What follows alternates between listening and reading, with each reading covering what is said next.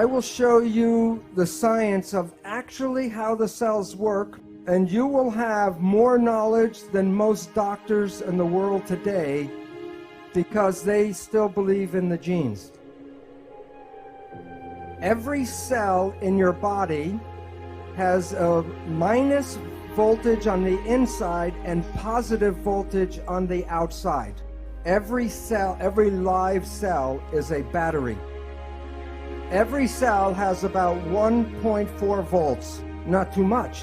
50 trillion cells in the body times 1.4 volts is 700 trillion volts of electricity in your body right now. And with training and meditation, you can focus this energy called chi, and you can use that energy for healing. With that much voltage, people can self-combust.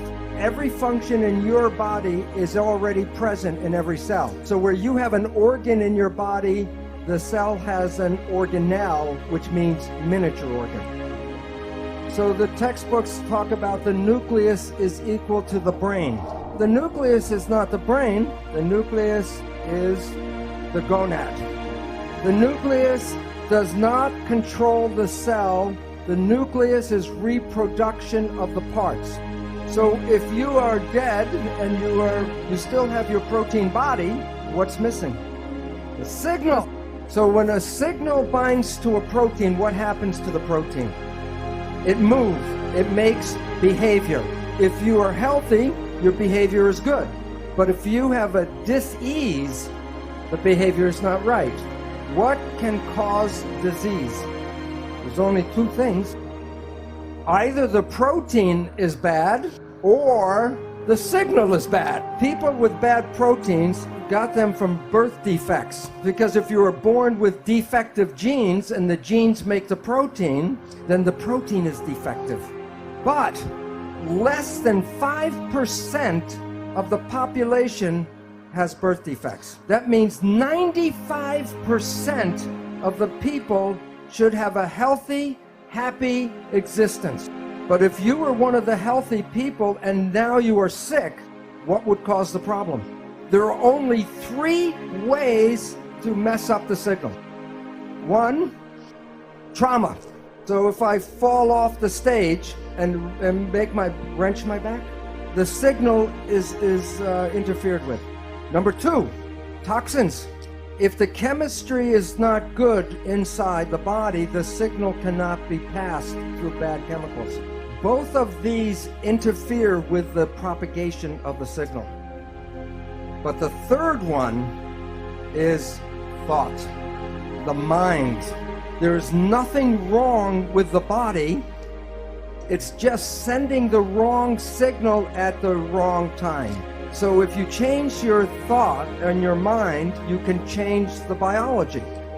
And the mind is the primary cause of illness on our planet today. What is the name of the switch that controls your biology? Perception. And why that's important is that it's you and how you see the world that controls the biology. We have been given misinformation.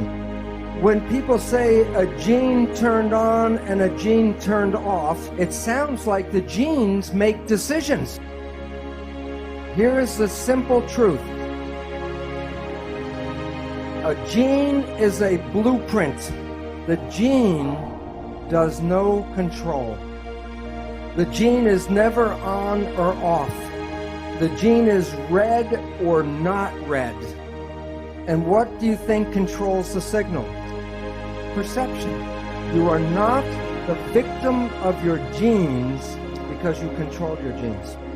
One gene blueprint using epigenetic control can make 30,000 different proteins from one blueprint. So you can come with good genes and then through epigenetic control create cancer, diabetes, and it has nothing to do with the genes but epigenetic control. It returns responsibility for your health to you, and you are not the victim of your genes. Yet every day the media still tells you that genes control this and genes control that. And then people get nervous about what genes are in their family. And as Greg Braden said before, if you look for the disease, you can create the disease through epigenetics. Right now, it appears that about 95% of cancer is not because of mutant genes, but because of epigenetic control. And it can be passed from parent to child like genes. But the difference is you can change your epigenetics at any time. If you change your perception, you change the reading of your genes. If someone tells you you're going to have a disease and you believe that, then you can create the disease. So when you look at yourself, you're not a single entity, but you are a community of 50 trillion cells. But it's important to understand the word community. Every cell is intelligent, but when they're in a community, they give up their personal intelligence and respond to the central voice. In that community, that a cell must follow what the central voice is. And if the central voice says to die, the cells will die. The central voice is the mind. There are signals from the environment, the internal and external environment.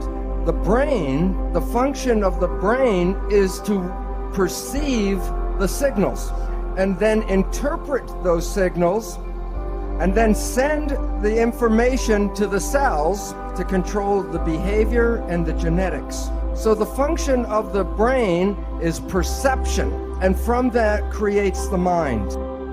Now, we have heard of something called the placebo effect, right? The placebo effect is when you have a very positive thought that something can heal you, even if it's a sugar pill, but you believe it's the real medicine, then you can heal yourself with that. So the pill didn't heal you, it was the thought that healed you. Statistics reveal that 1/3 of all medical healings, including surgery, are the result of the placebo effect.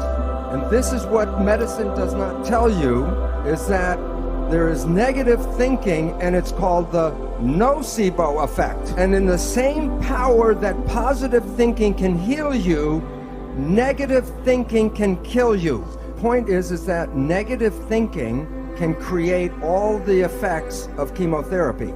Now think about this. If a doctor tells you you have a disease, or the doctor tells you you're going to die, and you believe the doctor because he's the professional, the belief will give you a disease and can cause you to die. So belief becomes an important part of medicine. Now, many of you have heard about the drug Prozac. Every year, billions of dollars are spent on buying Prozac. And here's a surprise, that the Prozac is no better than a sugar pill, so that it is a placebo drug. And yet the people who take it believe in the drug so much, it makes them better. So if you believe that something is good for you, it will be good. And if you believe that it's harmful for you, it will be bad. So the question is, if we are so able to be healthy and young, why do we get sick? And one of the most important reasons is stress. And the function of the stress hormones is to take the energy of the body and get it all to run and fight. So the stress hormones will shut off the functions of things that will not be needed in fight or flight. One of the most important uses of energy in the body is the immune system. Stress hormones shut off the immune system. And the significance is every one of you right now is infected with almost all of the disease germs that humans have. Right now, if I take a blood sample, I will show you you all have viruses and bacteria and parasites. And you might say, well, if I'm infected, then why am I not sick? Because if your immune system is working properly, it will suppress these parasites and germs. But the moment you start to shut off the immune system, then these organisms begin to start growing again. So the idea that you catch a disease is not really true. You already have the disease. And the medical people call these germs and parasites opportunistic organisms. So if you are under stress and you shut off the immune system, then you give these organisms the opportunity to then make the disease. And yet when we get some of these diseases, we go to the medical doctor and they give us drugs to kill the germs and the bacteria. Well, this is very helpful if the disease is going very quickly. That was not the problem in the first place. The problem was stress that shut off the immune system. So to get healing is, okay, treat the disease, but also treat the stress.